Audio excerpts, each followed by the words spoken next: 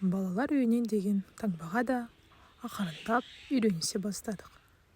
Бізді көре салысымен үрпейіскен ауыл тұрғындарының әне балалар үйінің балалары жүр. Байқаңдар, бірдеңелер дұрлап кетпесін деген сөздері де енді таң қалдырмайды. Балалар үйінде тұрамыз, сабаққа ауыл мектебіне барамыз. Балалар үйінің балаларына көз қарас өзгеше болды. Ұлдардың бірі бірдеңе бүлдіріп қоймасын деңіз. Бірден қорытынды шығаратын. Бұлардан басқа не күтуге болады дейді. Алғашқы күннен ақ қарындасымды басқа топ қалып кетті. Балалар үйінде түрлі жасқа қарай 5 топ болады. Біріншісінде өте кішкентайлар болса, 5-шісінде жоғары сыныптағы балалар болды. Ең ауыр болғаны қарындасымның Зульфираның бізден бөлек тұрғаны. Оған барудың өзі арнайы кесте бойынша. Бұл жерде тәртіп өте қатал. Сен ол тәртіпке бағынуың керек екен. Кей кездерде қарындасымды көруге барғанда беті тырналған, қолы көгерген сәттерін байқаймын. Сөйтсем оны ұлдар осылай ренжітеді екен. Немесе тәрбиеші өмірге үйретеді. Біздің балалар үйіндегі өміріміз осылай сынақтармен басталды. Бұрын үйімізде таза ауада серуендеу күнделікті іс болатын. Ал бұл жерде мұндай бақытты сәт тәрбиеші рұқсат бергенде ғана болады. Топта біреу алатын болса, сол топтағы бүкіл баланы жазалайды. Күні бойы бәрімізге дәптер мен кітаптарға телміріп қарап отыруға тура келеді. Тамақ та күнде сол. Колбаса, кәмпит, қаймақ сияқтылардың дәмінде ұмыттық. Азық түліктің көп деген түрі бұл жерде рұқсат етілмейді. Санэпидемия рұқсат етпейді дейді. Мен оның қандай адам екенін мүлде білмеймін. Балалар үйіндегі алғашқы жарты жылда мен бастысын түсіндім. Балалар да, тәрбиешілер де әртүрлі.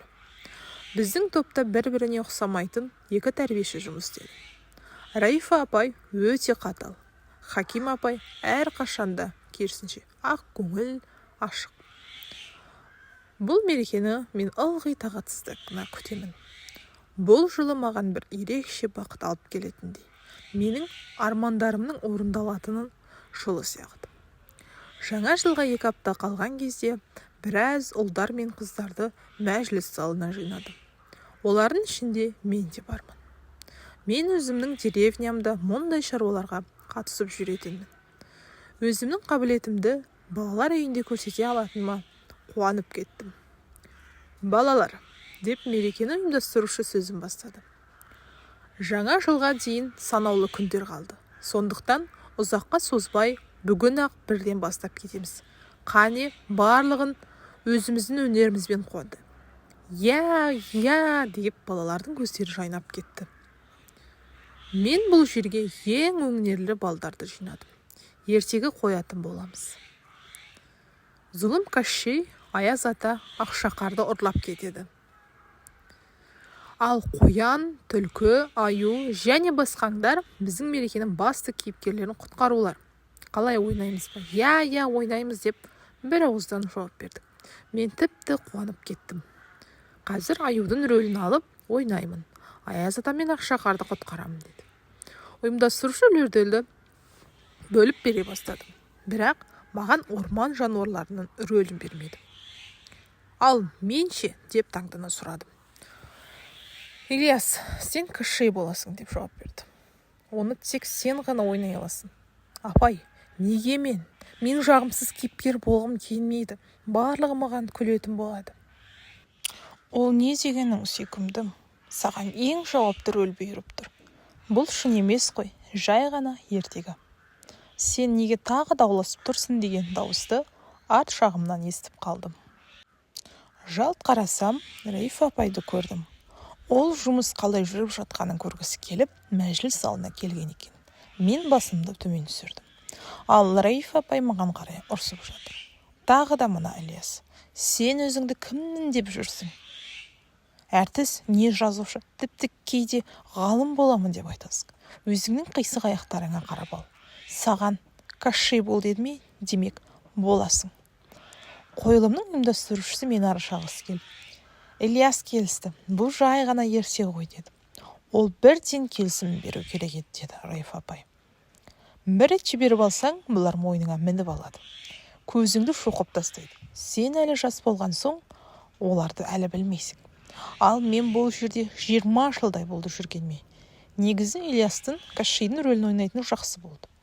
Ол дәл Кощей сияқты. Оған арнайы костюмнің де керегі жоқ. Футболкасын шешсе, барлық қабырғалары көрінеді. Қолдары жіңішке, аяқтары қисық. Нағыз Кощей. Балаларға да керегі сол еді. Барлығы күле бастады. Ха-ха, Ильяс, Кощей, қолдары жіңішке, аяқтары қисық. Реніштің жастары мені буып бара жатты. Мен залдан жүгіріп шығып кеттім. Жаңа жылдық кешке маған бәрібір зұлым кейіпкерді ойнауға тура келді. Аяз атаға айтып беріп тәтті сыйлықтар алу үшін көп таппақтар жаттап алдым. Бұл жерде балалар үйінде тәттілер нағыз рахат. Тек түсімізге ғана кіреді. Мен негізі бекер тырыспаппын. Кеш соңында 2 қалтамда кәмпит печеньелермен толды. Жаңа жылға дейін санаулы сағаттар қалды. Топта көңіл күй қалыптасты. Бөлмемізді алдын ала өзіміз қолдан жасаған жылтырауық, ойыншықтармен безендіріп қойғанбыз. Ал қазір мерекенің құрметіне түшпәрә пісіп жатқан ас үй жақты төңіректеп жүрміз. Бұл біз үшін өте ерекше көрініс. Біз сияқты балалар үйінің балаларына мұндай бақыт жылына бір-ақ рет келеді. Менің түшпәрәнің дәмін ұмытқаныма көп болып еді. Раиф апай, түшпәралар дайын болды ма? Кішкене күттім бір. Аз қалды дедім ғой. Иіс шағып жатыр, дайын болған сияқты деді. Кетіңдер айы тойымсыз бейшаралар. Сендерді қанша тойындырса да бәрібір аз болып тұрады. Пілді де жеп жіберге дайынсыңдар деп, қолын еребендетіп балаларды қуа бастады. Егер піскен болса да біраз тұра тұрсын, 12-ге дейін әлі ерде. Бірақ дәмді етіп дайындалып жатқан тамақты жанның терең түкпіріндегі сағынышты, қайғыны қуып шыға алмады. Шіркін, ата-анамыз тірі болғанда ештеңеден қиналмаушы едік. Барлық нәрсе осы түшпәраларға тіреліп тұрған жоқ. Әкеміз барлығымызға сыйлық сатып алатын, ал біз бөлек оған тақпақ айтып ән шырқап берер едік. Раиф апай әрең дегенде бізді дастархан басына шақырды әйтеуір. Бәрімізге ыдыстарға шай құйылды, әрқайсымызға 10 түшпәрадан салынды.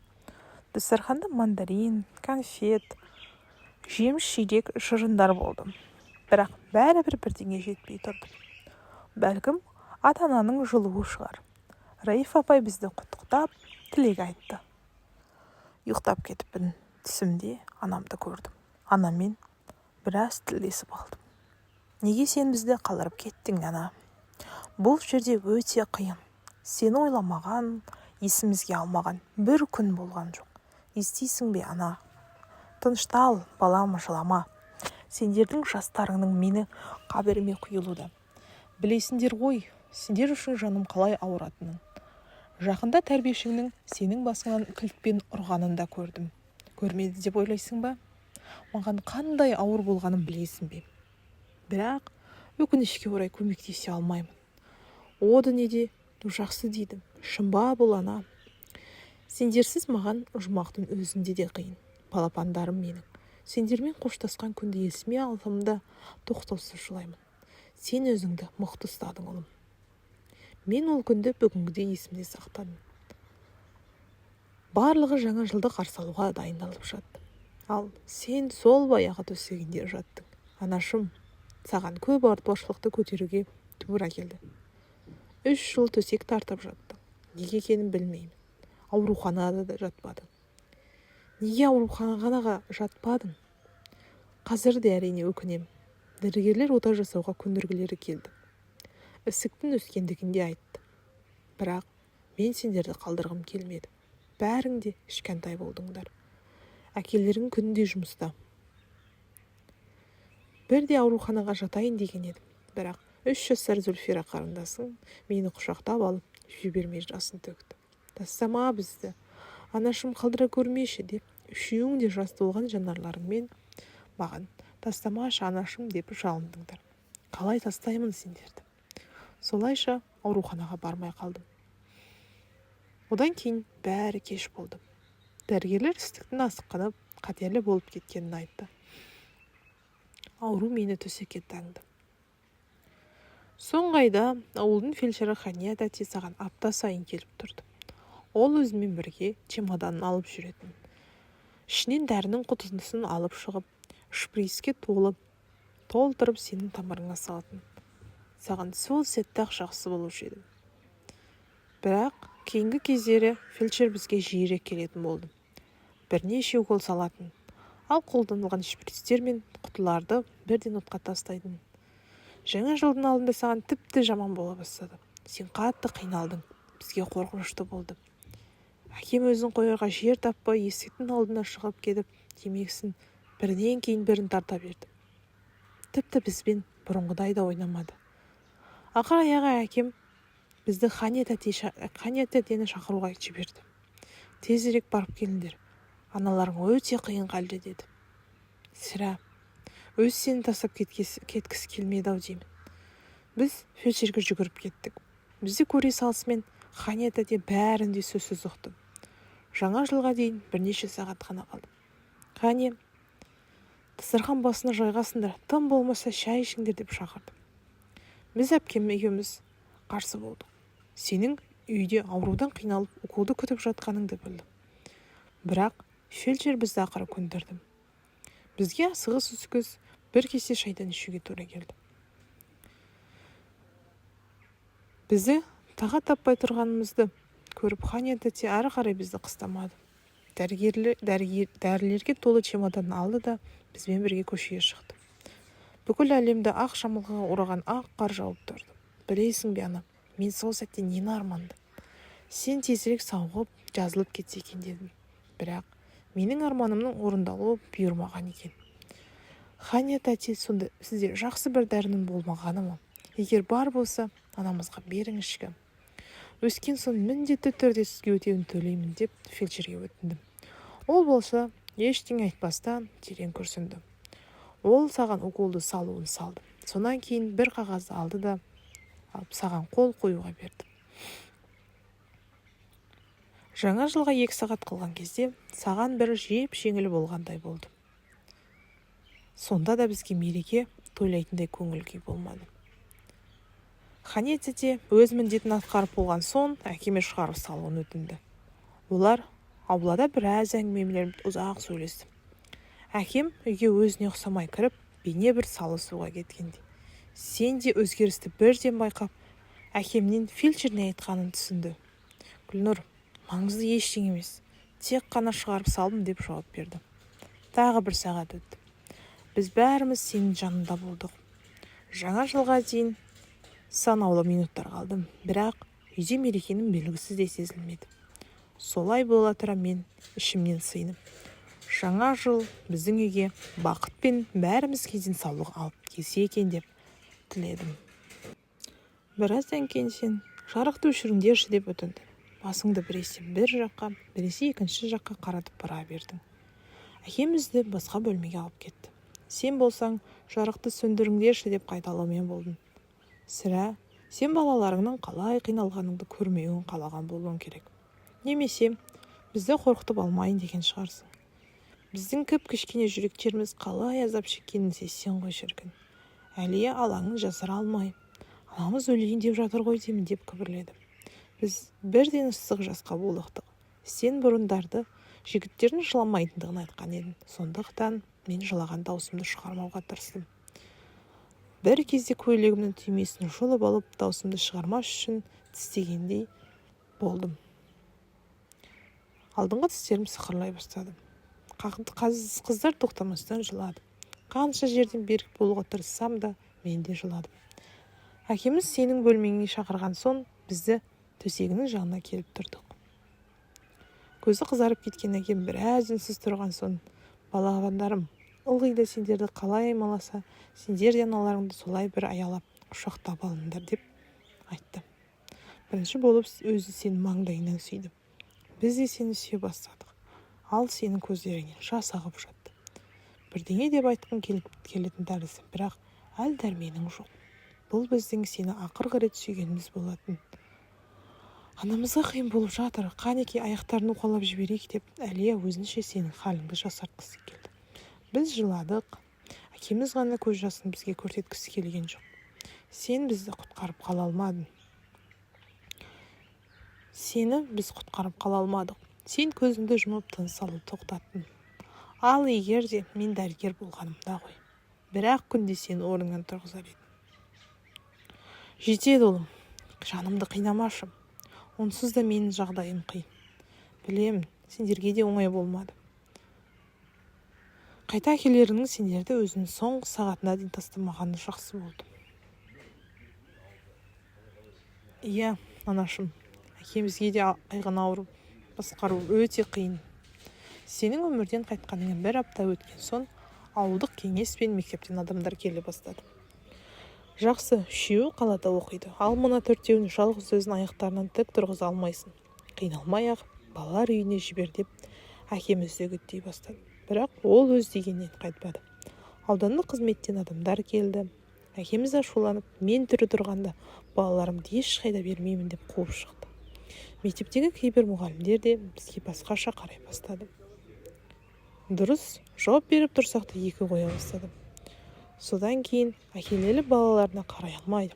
Мұқтар болар сабаққа үлгермейді деген шелеумен жиі арызданды.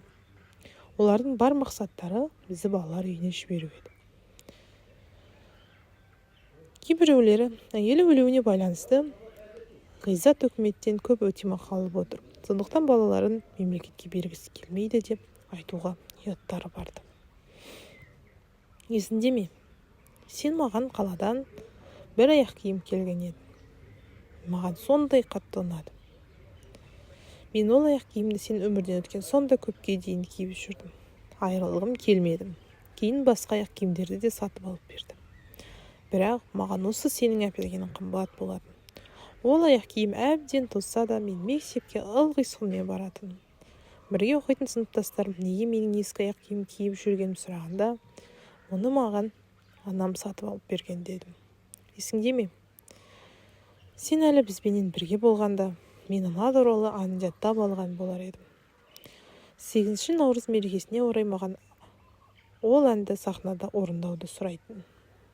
Анашым, менің аяулы анам, ұзақ болсын өмірің, сенің сайылы деген жеріне келгенде, көзіме жас келіп, тамағыма өксік тығылып, әннің сөздерін ұмытып қалдым. Бетімді жауып, көрерменді шапалақ ұрып кетті.